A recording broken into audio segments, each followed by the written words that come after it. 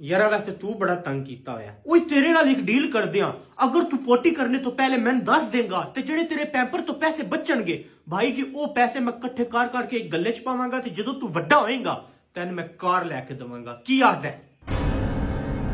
ओए सोचदा की पिया अगर तू ओ जेड़ा फीडर पींदा है ओदे विच अद्धा दूध जेड़ा बच जांदा ओ गेर देंदा तू उत्थे खराब कर देंदा अगर तू ओ नहीं करेगा ओए भाई पैसे मैं गल्ले च पावांगा गल्ले च पा के जदों तू वड्डा होएगा तेरे वास्ते मैं घर कर देवांगा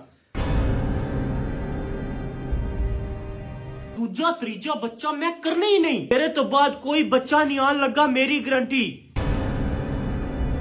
मैंने केड़ा मसला भाई जी सुकून नाल तू भी रह ते मैंने भी रहन दे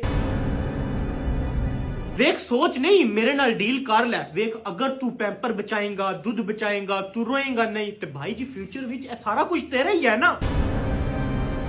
सोच सोच डील कर मेरे नाल इस बारे डील कर